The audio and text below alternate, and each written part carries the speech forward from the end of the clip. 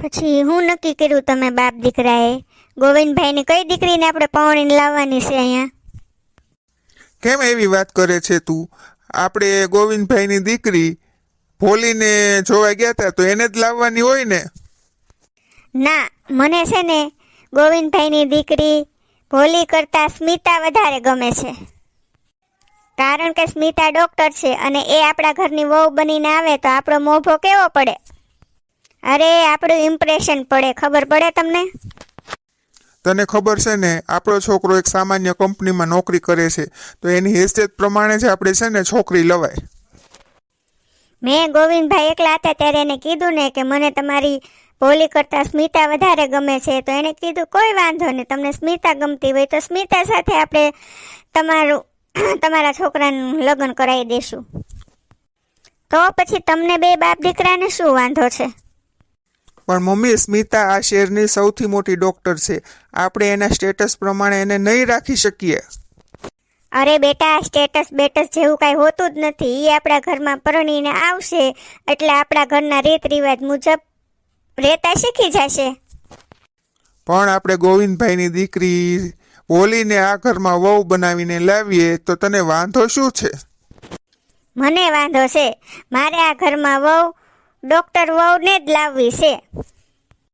તમને ખબર છે મારો વટ પડી જશે અને ડોક્ટર વહુ સાથે હું આમ બજારમાં નીકળું ને તો મારો વટ પડી જાય, મારા ઘરનો માભો વધી જાય. અને તમને ખબર છે આ સોસાયટીમાં આપણું માન કેટલું વધી જશે? લાગે છે કે ચકલી ફૂલે કે ચડી છે. હવે જે થાય તે ખરું.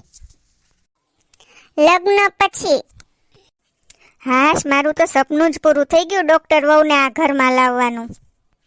હવે તમે જોજો આ સોસાયટીમાં કેવો મારો વટ પડે છે. દીકરા, સ્મિતા જાગી કે નહીં? જાગી હોય તો હું એને ચા નાસ્તો બનાવી નાખું. ના મમ્મી, હજી સૂતી જ છે, એના રૂમમાં છે. સાંભળો, તમે છે ને કોઈ એને જગાડતા નહીં હો. એ જાગશે ને ત્યારે હું એને ગરમ ગરમ ચા નાસ્તો બનાવી દઈશ. અરે બેટા, તને શું લાગે છે આ ટીટોડીના પગ કેટલા દી રાતા રહે?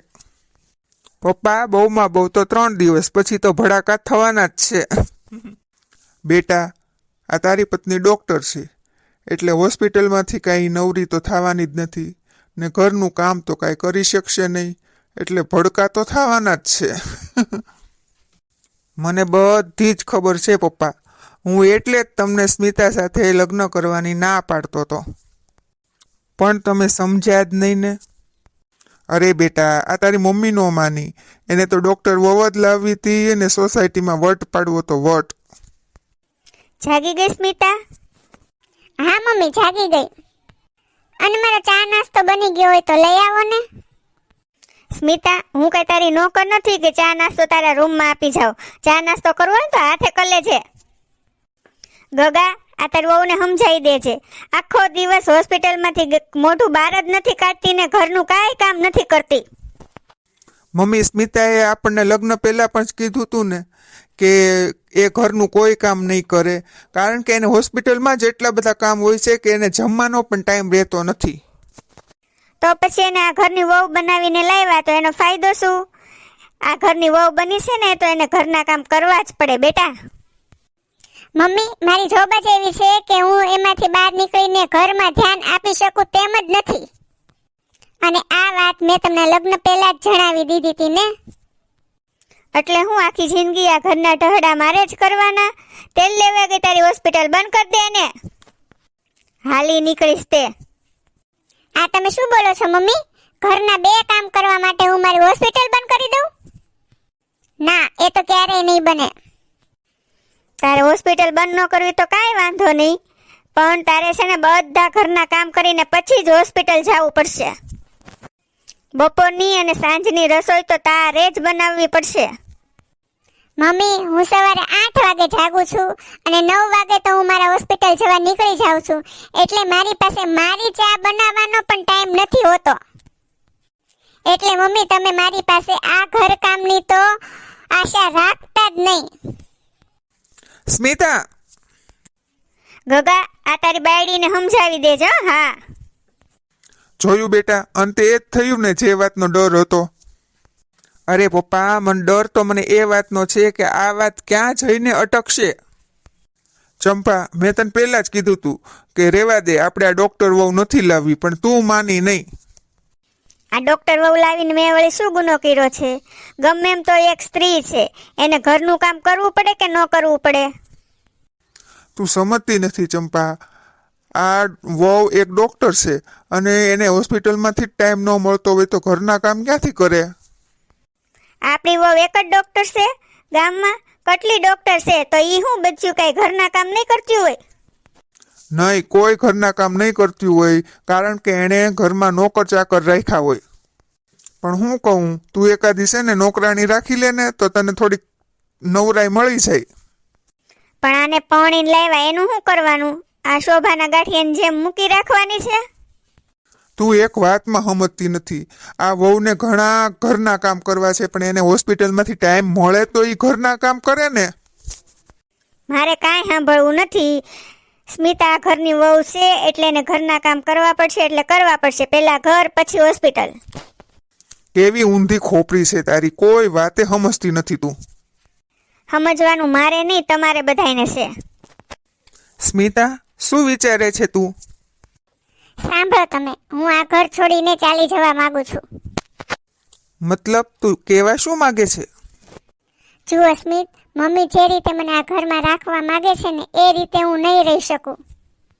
મમ્મી મને ગૃહિણી બનીને રાખવા માંગે છે, પણ હું એક ડોક્ટર હોવાથી હોસ્પિટલમાં વ્યસ્ત રહું છું, એટલે હું એક ગૃહિણી નહીં બની શકું. સ્મિતા, પપ્પાએ મમ્મીને એક કામવાળી રાખવાનું કહી દીધું છે. તું ચિંતા ન કર, આપણે એકાદી કામવાળી રાખી લઈશું. તો પણ એ સમસ્યાનો હલ નહીં આવે સ્મિત, કારણ કે મમ્મી અને મારી વચ્ચે મતભેદની દિવાલ ચણાઈ ગઈ છે. બધું ઠીક થવાનું હોત તો ક્યારનું થઈ ગયું હોત, પણ મમ્મીમાં એ સમજ શકતી જ નથી કે મારી વાતને સમજી શકે, મારી પરિસ્થિતિને સમજી શકે. જો સ્મિતા, થોડીક શાંતિ રાખ, આમ ઉતાવળો નિર્ણય ન લે. નહીં સ્મિત, મેં મારા પપ્પાને ફોન કરી દીધો છે, એ મને કાલે તેડવા પણ આવે છે. સ્મિતા, તે આટલી નાની વાતમાં તારા પપ્પાને ફોન પણ કરી દીધો અને તારા પપ્પા તને તેડવા પણ આવે છે એમ? હા. આવો આવો ગોવિંદભાઈ, બેસો બેસો. બેટા સ્મિતા, જા તારા કપડાનો બેગ તૈયાર કર, આપણે અત્યારે જ અહીંયાથી નીકળી જવાનું છે. હા પપ્પા. અરે ગોવિંદભાઈ, તમે આવી નાની બાબતમાં સ્મિતાને તેડી જશો? આ કોઈ નાની વાત નથી વેવાય. જ્યારથી મારી દીકરી આ ઘરમાં પરણીને આવી છે ને ત્યારથી ચંપાબેન એને ટોર્ચર કરે છે. મને બધી જ ખબર છે. મેં તમને લગ્ન પહેલાં પણ કીધું હતું કે પાયલ છે ને એની હોસ્પિટલમાંથી જ નવરી નથી પડતી, એટલે તમને ઘરકામમાં સમય નહીં આપી શકે. તમારે છે ને આ બધું લગ્ન પહેલાં જ વિચારવું જોઈતું હતું. પપ્પા, તમે જો સ્મિતાને લઈને તમારા ઘરે જવાના હો ને તો હું પણ તમારી સાથે જ આવીશ. હું અને સ્મિતા તમારા ઘરમાં સાથે જ રહીશું. સ્મિતા, હું તારી સાથેના મારા સંબંધને તોડવા નથી માંગતો. એટલે તું મને ને તારા પપ્પાને છોડીને સ્મિતા સાથે રહેવા વયો જઈશ એમ? તો શું કરું મમ્મી, તમે તો સમજવા તૈયાર જ નથી ને કાંઈ. આપણા ઘરમાં એક કામવાળી આવી જાય ને તો આ બધા પ્રશ્નો સોલ્વ થઈ જાય. પણ નહીં, તમારે તો તમારી મનમાની જ કરવી છે ને. બેટા, તું જેમ કહીશ ને એમ અમે કરશું, પણ તું છે ને આ ઘરને છોડીને જવાની વાત ન કરતો. હું સમજુ છું બેટા સ્મિતા કે તારે હોસ્પિટલ છે અને તું હોસ્પિટલમાંથી સમય જ નથી કાઢી શકતી. આ બધું મારે અત્યારે નહીં પણ પહેલાં સમજી જવાની જરૂર હતી. હા, હવે હું છે ને એક કામવાળી રાખી લઈશ, એટલે મારા દીકરાએ કીધું એમ બધા પ્રશ્નોનું સોલ્યુશન થઈ જશે. પણ બેટા સ્મિતા, તું આ ઘર છોડીને નહીં જતી બસ. મમ્મી, તમે ચિંતા ના કરો, હું તમને છોડીને ક્યાંય નહીં જાઉં. હું અહીંયા તમારી સાથે જ રહીશ. મમ્મી, આજે મને એક વાત સમજાઈ ગઈ. કોઈ પણ સ્ત્રી ભણી ગણીને કોઈ પણ વ્યવસાયમાં કામ કરતી હોય ને તો પણ તેને ઘર માટે સમય તો કાઢવો જ પડે. ઘર માટે શું, પરિવાર માટે, બાળકો માટે અને વૃદ્ધ સાસુ સસરા, મમ્મી પપ્પા બધા માટે ટાઈમ તો કાઢવો જ પડે. બેટા, આજે મને એક વાત સમજાઈ ગઈ છે કે આપણા ઘરની હેસિયત હોય ને મોભો હોય ને એ જ પ્રમાણે આપણે દીકરા દીકરીનું સગપણ શોધાય, જેથી કરીને આવી નોબત જ ના આવે. મોટો વ્યવસાય, મોટું ઘર, આ બધાની આશા રાખવી ખોટી છે. તો મમ્મી એમ કોને પછેડી એટલી જ સોળ તણાય. બરાબર ને? હા, બરાબર બરાબર હો બેટા. મિત્રો, અમારા વિડીયોને લાઇક, શેર, સબસ્ક્રાઈબ જરૂર કરી દેજો, કમેન્ટ પણ કરજો. અને અમારા વિડીયો દર એકાત્રા એટલે કે દર એક દિવસ મૂકીને એક દિવસે બપોરે 12 વાગે અપલોડ થાય છે, તો જોવાનું ચૂકશો નહીં. ધન્યવાદ.